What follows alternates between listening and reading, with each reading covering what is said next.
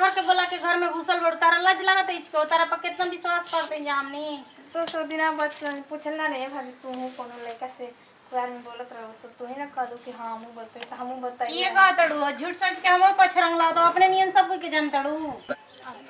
इनकरा का तू बोल मत हम इनकरा से तैयार करना शादी करब रो कर के तैयार बनी हां एकदम तैयार बनिया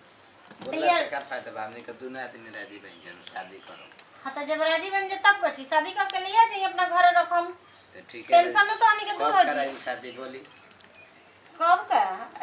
अब समय देखल जाला पता नहीं लेकिन तार इंतजार समय जाना त नहीं नो तो का करत नहीं आई मिले ना आई आई तू बुला दे हम ना आई होई नहीं कर सकत। हां तो आई कहां बानी बानी ने बगीचा रे घूम अब क्या करत रू का करत नहीं जगह बैठल बनी है गिट्टिया पे अच्छा ही बताओ रोज रोज हमनी के हमरा के बुला ले तर घर है मिले खातिर और पकड़ा चल जी कटवावे के विचार बा का हमरा के कैसे पकड़ा जी घर के बोले नहीं खे ना रहला तबे ना बुलाए ना अरे घर के आदमी से डर ना रहला न अड़ोस पड़ोस से जितना डर रहला घर के आदमी से डर बा ना ताड़ बाटे ने केहू थोड़े ना नहीं आवेला केहू नहीं होला ना जानबे करले ले केहू भी ना करला हां ई तो बात बा जानते बनी तब का पता नहीं आवत नहीं आई मो तू बोला दे बुना आई मो ये नहीं कह सकत तो एकदम आई हमार तो अपने खलबली मचल बा तारो तने बा आई बोला ना तारो तने मचल बा खलबली काहे चुप हो जाता रे का करी आई तब न पता चली हाँ पता तो चला ये दे बुआई में कहाँ बाड़ पता नहीं आई जल्दी आओ तनी कि ना आवत नहीं धीरे धीरे न आई अब का दौड़ जाई कहाँ बनी अभी बानी बगैचा बा और ये अभी ले बगैचे तो पानी को तो नहीं खिलाओ हाँ तो घूमत नहीं रहिए ध के आवत नहीं ठीक बाय आई तब तक हम देखा तो नहीं क्यों कहाँ बाड़ू कहीं ना गिट्टिया तक बैठल बनी हाँ तारा से बात करे लगी ना तो मैं राजा ने कहाँ बतावले तो ठीक बताओ जे हम आवत है ना ठीक बात इसको मन नहीं खे लागत कबो तक हमरा से प्यार करबे ना करी ना कहीं ना तनी आई जी 10 मिनट बैठल जाओ रहल जाओ दिन भर एने ओने ना पते भई रही ना देख लेबे सुबह के गोल बनी नु कल हुई के गोल बनी सुबह के कहां हम याद ले देता तो बाहर ले अभी तक फोनो ना करे तन की हां जब टाइम मिलल जब फोन करी हम हेलो हाँ हेलो हां गोलाते खुश रह का जी रवा के याद ना आवेला हमारा अचक याद तनी मुनी आवेला दिन भर तक काम में बाजा रही ना जब शाम होला नु तब याद आवेला तार जान जा सही में तारा का बुझाता कि ना आवेला अच्छा खाना ना खा लेनी खाना अभी कहाँ ले खैले बनी अभी तारे सोचते रही कि भाई फोन करी कि ना करी मोबाइल चार्ज नहीं खे ना दिन भर तो ड्यूटी में रहते हैं तो मोबाइल चार्ज के कहाँ समय लगा था तो रातिए के लगा दी कम से कम हाँ तो रातिए खान लगाए फिर सुबह खाना बनाओ फिर जा बनो और सब ठीक बा नु और सब ठीक बा कबो फोन नहीं की करत ई काहे जीरवा फोन के अच्छी बताओ हमारे जी गाँव वहीं रहे लगी ना जी घरे रहे लगम तक कैसे बुझ के बियाह करे के बजनते बने रे उहे ना हमारे तू बा काम देन तरु ओवरो टाइम करतनी ऐसे अब कामे में मन लगा रहता हां या तो तने आवता का करी हमारे तो मन घबराता मन करता दौली का गाड़ी ना जी कहे आई रवा देखी अब बुची से न गोली अब पढ़ा तड़ी उनका पढ़ाई के भुलाए खातिर तरह से नहीं की बात करत कि मैंने एहू से मतलब भुलाई रही जब बात करता तो हमार मन एकदम घबराए लगता है हां रात वाला सब दृश्य याद पर लगता है रवा खासी वही में ध्यान लगले रही ना तो का करी ए जी एगो बात कोई है बोला अब पूछी के चाहतनु शादी सेट क के बियाह कर देबे हाँ ये तो बात ठीक है कहत रू तो ना तो चिंता बढ़ले बात है अब तू ना देखबो तो के देखी बताओ दिने पर दिन पढ़े जाता जावत अड़ी लेट से। अब पढ़ाई तो बढ़िया ले करत रही ठीक ठाक मगर उनकर तनी ध्यान दियो। अब मान लो हम ये नहीं कि गार्जियन सीट में तू ही ना बाड़ू। तब हम बानी यही से न कहते नहीं रवा के कि बियाह कर देवे के बुच्ची के अपन और या जी हम तो ठीक ना हो जी का पार पके हेडा के तो उतर जान जाई। तर देखो मान ली कि अगला देखी मम्मी तो छोड़ के चल गई तब हमनिए न बने जाओ खातिर मम्मी या पापा हाँ। चाहे भौजाई या चाहे भैया। हाँ ये तो बात बढ़ले बा। यही से कहत नहीं जी कि बुचिया के नु बियाह कर देवे के वहाँ के अपन शादी हो जाई न तो वहाँ के घर बस जाई अपन। हाँ जान तारू अगले महीने में पैसा सोच तनी उठा ले तो अब गाड़ी धर। हाँ। वो महीना में तब अब एक में 10 दिन बाकी बा। हाँ। 10 दिन पूरा कर लेनु तो महीना में उठ जाई आ कुछ ऊपरो ले लेनु ओवर चार्ज।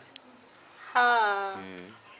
तो ठीक बटे आओ जानत नहीं। पीएफओ कुल कटल बा वो जुड़वा के अभी हिसाब ले लेबे ऐसे सदी में पैसा के ज्यादा ना काम लगी। हाँ पीएफओ मिल जाए ना तो शादी में कुछ मदद हो जी पैसा हाँ। के बहुत पैसा के ना शादी में खर्चा बचे पैसा का 3 लाख रुपया तो लग काम जाए। बढ़ल बा। ठीक अपन बा तो तो 2 3 लाख लाख नहीं खर्चा कर 2 लाख लमसम हो जाता और ही कुल व्यवस्था इन्होंने से लगा लिया।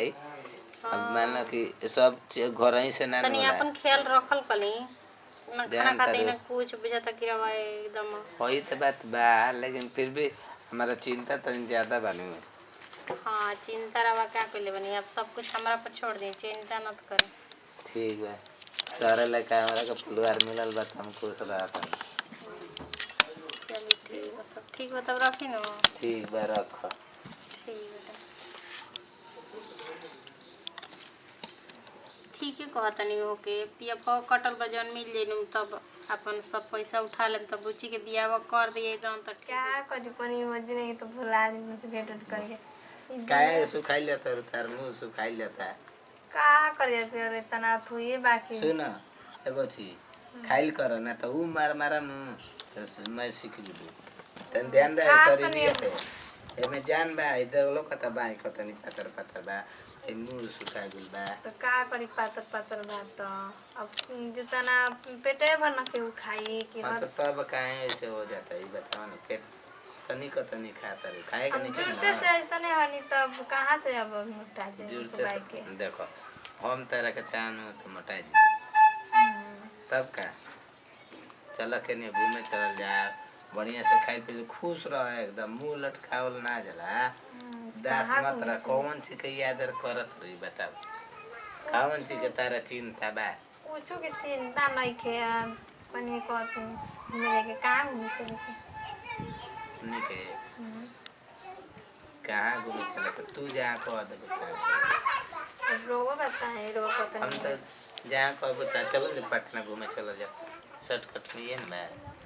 इको पार्क घूमे चलो जा पता ना हाँ चिड़िया खाना घूमल जी इको पार्क घूमल चिड़िया खाने गोई बनी गइल ठीक बड़ो। ना उतना इको पार्क घूमल बड़ो हाँ एक पार्क देखले बनी क्या का बा ओकरा में का बहुत अंदर नहीं की गल बाहर से देखले बनी यही बना हंसी वाला बाहर से देख लेबू तब घूमल खाई तो सब ढेर आदमी गोई रहे तब जहाँ जहाँ लिया जाए तो ही ना घुमा चला मैं अच्छा से ना घुमा दे चल सब चले क्या करे और सब ठीक है जब प्लान बनाए लेने जा तो चलल जी घूमे हम अपना घर सब कोई बोल दिल बड़ू ना हाँ भाभी रही तो कहनी भाभी ले सुना ना भाभी हमने के मना ना करियो ना हमने के बारे में जाना तरी हाँ उनकर तो पेचे ना रहेला दिन भर सुतले रहेली हाँ ना सुना भाभी अच्छा आई मतलब हमने तो मतलब सपोर्ट ना रहेला करियो पूछले रही तो कतरे कि हाँ हम कुआर में प्यार कर रही वो लड़का से पहले रही ना सबे करला यही से कुछ ना बोले ऐसे चलिए जीवन पूछिए साथी से जानी अच्छा अभी बना कि पहले ही से हमने के जान सुन लेंगे अपने विषय में तब हमने के आगे चल कर दिक्कत तो ना हुई ना जब शुरू से हमने के जान था अपने बारे में तू हमारा के परख ले लू हम तारा के परख ले बात बाकी रहे हाँ ऐसे ना भौजी को बतला देनी कि कुछ काम रही ना, तब मदद बढ़िया कर भाई। दिया ये कुछ बढ़िया कलू हम अपना घर द्वार में सबसे बता दे ऐसा नहीं सुन बात आगे हम ना बतैले मतलब बतैले रही आगे उनकर से पूछे तो कहे दुनिया लगल पर था नहीं दुनिया में एक दिन भीज गई वही के चलते तनी खांसी लेखा हो गई। मतलब भीजला से हम तो नहाए तो कुछ ना खेला निक लाग तो थोड़ा थोड़ा बुनिया पड़ता था झिम हाँ तो निक लगी ना सावन के पुएरा ये ना गाना असो उतना कहाँ सावन के बुली को ना परी लास्ट चलता है। हाँ लास्ट के बेले देखा बाढ़ी कर देला नहीं सूखे पड़ा दी सूखा था वो ये गुल देखते बड़े लागता कि सूखे पर रही है बुनी का पर रही है अब तो करे करे तब मैं खेत फूल बाकी है बाबू तू अब रोपा उपा हो रही सुना ना वो किस का किस तो इनका अरे हमेशा नहीं ना जो किस मैं ऐसा नहीं बोलूं ऐसा नहीं खुश रही ना पता है खुश रही ना का खुश रही ठीक है हो बच्ची बताइए ना रही तो हम लोग तू वहाँ काफी से प्यार करेंगे कहिए बतैले रहू तोहरा भैया से हम कैसे कैसे बात करते हैं कि बुची के शादी कर दो ले ठीक कर दो ले आ तू बड़ू कहीं लवर के बोला के घर में घुसल बड़ू तारा लाज लागत है इसको तारा पर कितना विश्वास करते हैं हमनी तो सो दिना बच पूछला रे भाभी तू कोनो लड़का से कुआर में बोलत रहो तो तू ही ना कह दो कि हाँ हमू बतई तो हमू बताइए ये कह तड़ू झूठ सच के हमो पछरंग ला दो अपने नियन सब कोई के जान तड़ू अपने मेहमान आ देखा बाबू मई मर गुलन तो हमनी कहे कि ज्यादा सास ससुर मर गुलन नु तो जौन बानी जौन हम बानी हमरा के मानत आड़ी अपना माई बाबू नियन मगर तू तो हमरा संगे विश्वास करता माई बाबू रहतन तो तू अपना माई बाबू मुंह पर काली खोद दे तू जाए दब गलती हो गई तो क्या कर तो से बताइले तो हमें ना कहीं बाबू सुना इनकरा का तो बोला मत हम इनकरा से प्यार करना शादी करब रो कर पे तैयार बनी हां एकदम तैयार बनिया बोला से का फायदा बा हमनी के दोनों आदमी राजी बन जान शादी करो हां तो जब राजी बन जा तब बची शादी करके ले आ जाइए अपना घर रखम तो ठीक है टेंशन में तो हमनी के दूर हो जी कराई शादी बोली कब का ई अब समय देखल जाला लगन चलते बा अपन कब हो जी शादी तब तो जब चाहिए रहे तब करा सकत है ठीक बा हां तो इनका भैया आए वाला बानी 2-4 दिन में वो आइन तब वो डिसाइड करम डिसाइड ना हुआ कान पे काट भाड़ा लगा दे मेरे हमने की बात के मजदूरी के समझी रोरा शादी करवा एक पे एक हम शादी करम तो यहाँ भैया के का हम जवाब दूं तू कहां बड़ी रोरा शादी हमने के करवा दी पहले बाद में मतलब अब शादी हो गेले के बाद ठीक है कहत नहीं रहो शादी कर लेम नु तो भैया के हम यहाँ के तो संभारिए लेम हां तो उहे बता देम ना तो वो के समझी ना बात के हम अगर ई सब हमरा के तारा बतावे के चाहत रे खोल खा के नु कि हां हम जान ज्यादा चाहिए शादी के घूमे जाए वाला बन जा कोई के जाते हैं हमने के बगो पर रहे लेकिन के घूमे चल चाहत नहीं शादी कर ली तब लिया के जाई ओनी घूमत रहो अच्छा तो ठीक है शादी हम कर लेते हैं ओकर बाद घूमम जाए तो घूमम चाहे जहां मन करी जहां लिया जी मोकरा से हमारा और मेहरानू हो जन त कौन अधिकार रह जाई ठीक है चलते हैं चल चली तक